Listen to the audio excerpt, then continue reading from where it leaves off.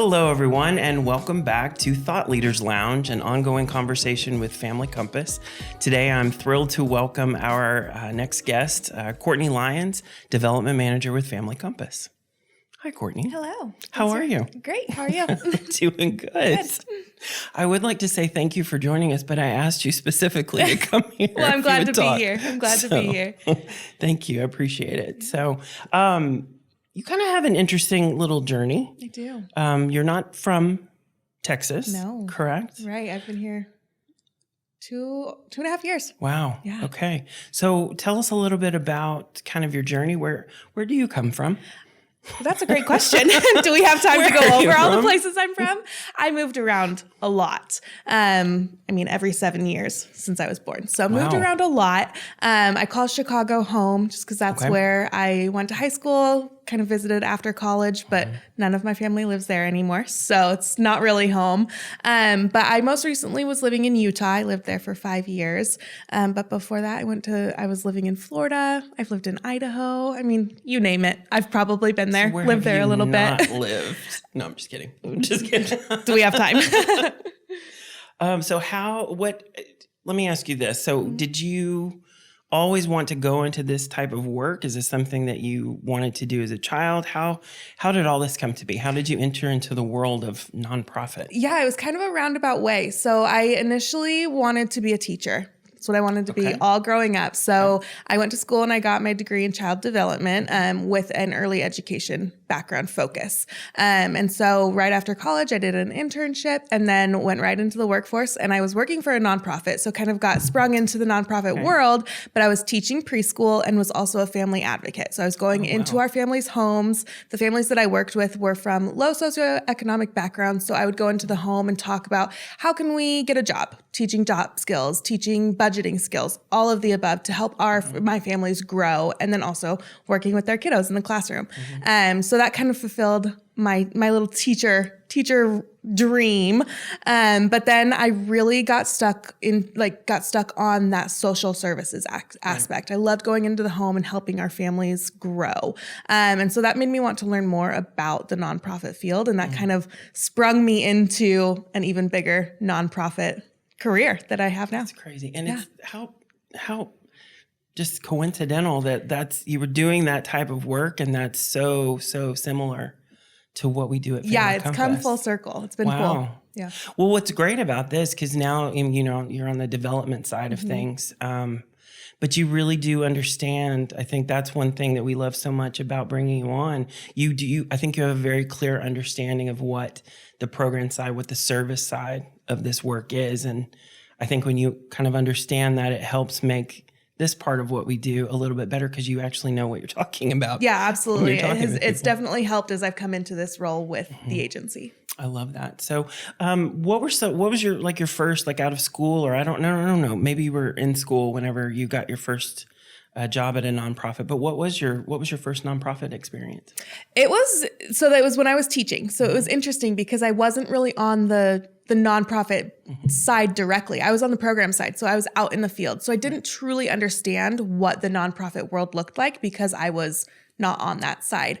And then I ended up moving on from that role, and I started working for the Make-A-Wish Foundation in Utah. Yeah. And again, I started on the program side. Right. And so I was, with our families on that side. And then as I continued to learn more about that organization specifically, it kind of clicked to me there's so much more than just going out and doing the programs and doing the services for whatever program you're working for.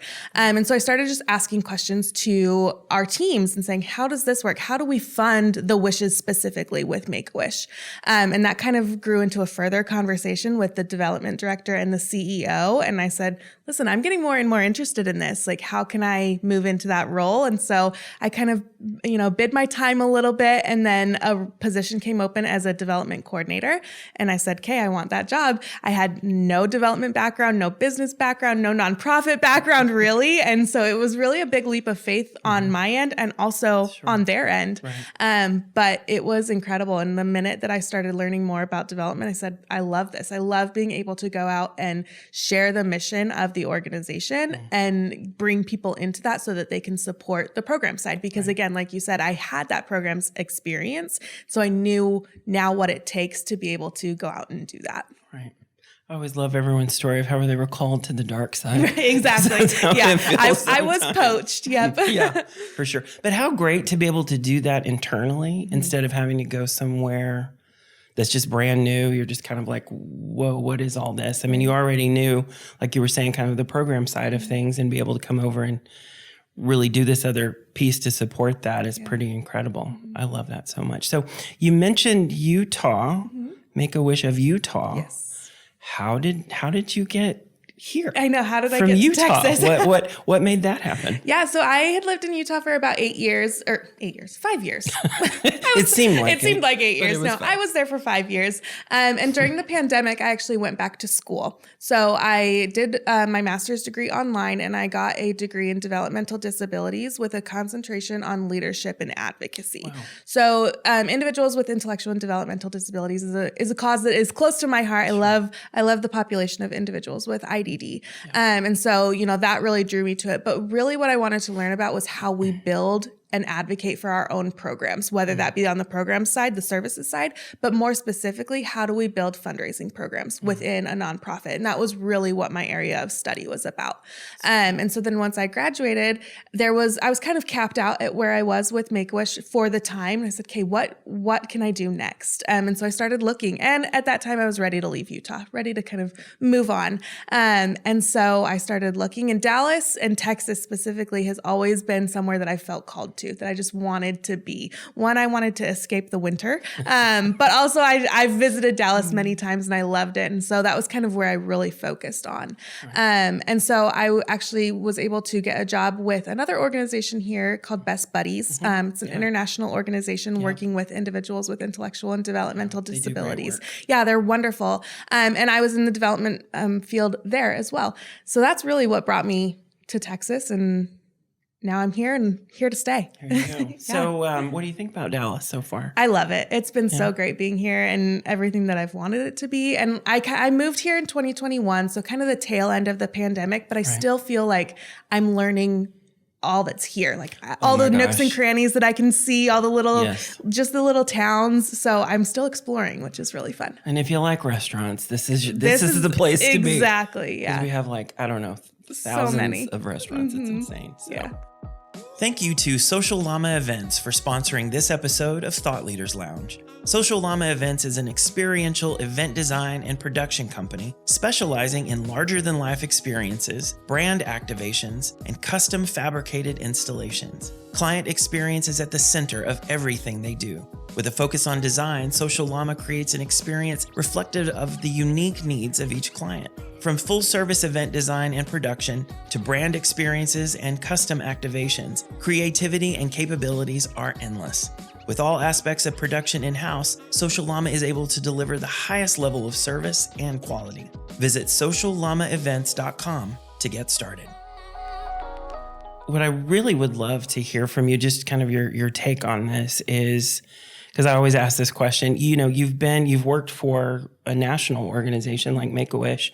Best Buddies, I know, is a pretty large organization, and then you come to Family Compass, which we're on our way to being larger, but we're a little bit on the smaller side.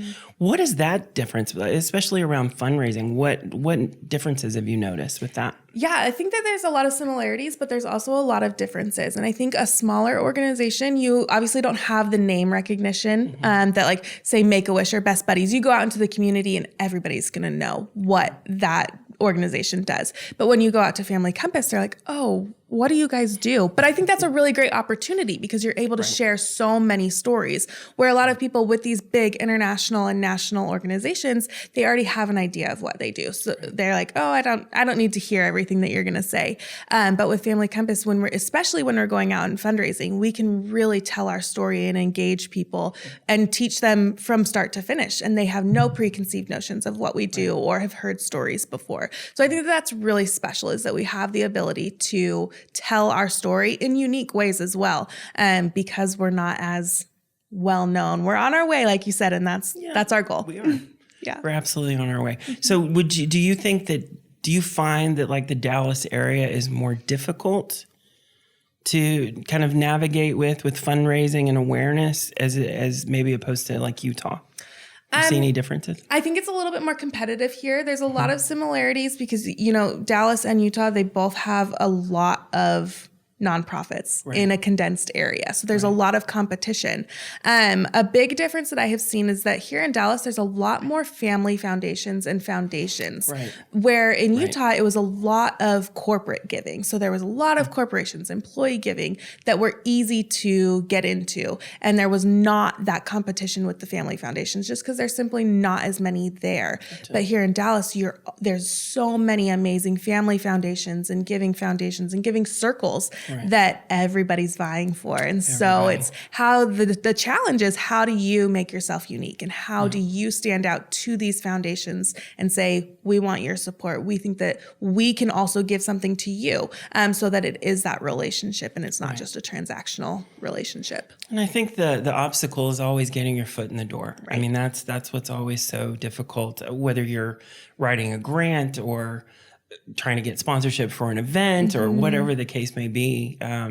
That's sort of that's usually one of the biggest obstacles sometimes with doing that. So, and speaking of fundraising, this is my nonchalant segue into this, but what kind of events, what kind of campaign, what kind of things do Family Compass?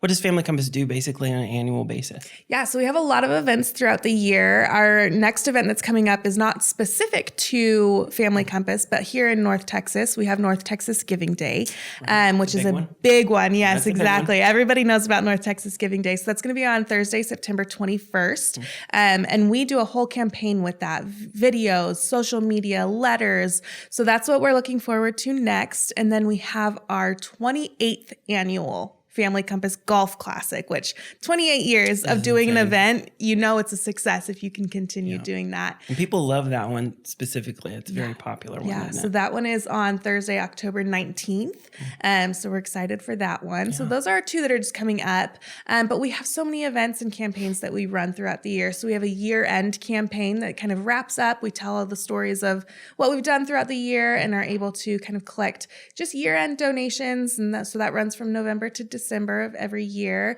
And we have a North Star luncheon every spring where we always have an amazing guest speaker and we can all come together and really be inspired by that event. In the summer, we have a really unique event, which is a lip sync battle, where we are live in person, having teams compete against one another and raising funds and just having a good time. So that's a really fun one. That's great. Yeah. And I don't know that there's another lip sync I think we're the only type ones. of event. Is there? I don't think so. I think it's pretty unique to our area. I think so. Yeah. I think so. Well, that's exciting. What I love about that, there's all different kinds of ways that people can participate and join and be involved. And it's nice that I think everything that you shared kind of hits every different kind of group of people that might be interested. So yeah, that's wonderful. We appreciate that. So just as you've been in this work for a while, so how long have you been in nonprofit? Going on 7.5 years. 7.5, yeah.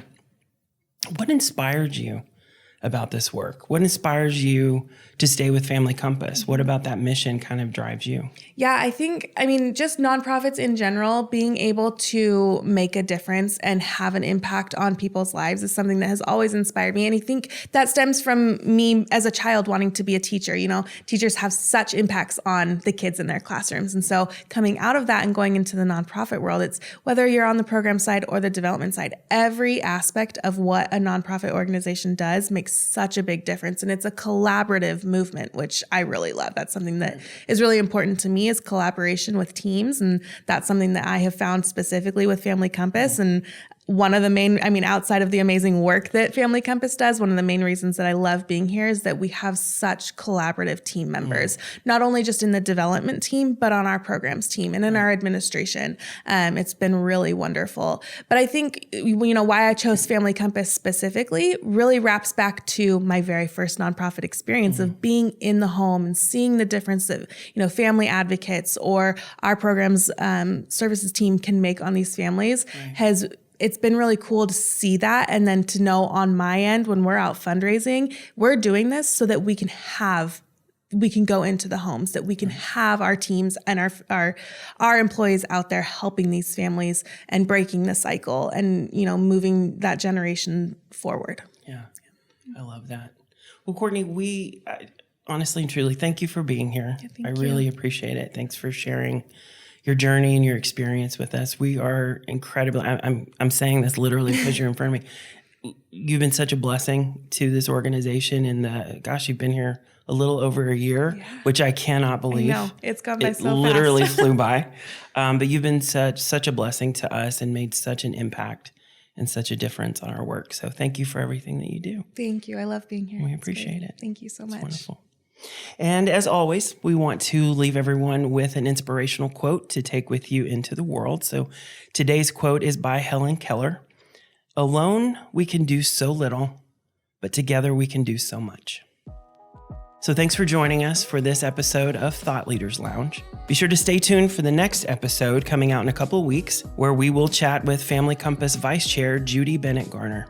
And be sure to subscribe to Thought Leaders Lounge on Spotify, Apple Music, YouTube, or wherever you get your podcasts. You can find the latest updates on agency happenings on our social media. We're on Facebook, LinkedIn, Instagram, all at Family Compass. See you next time.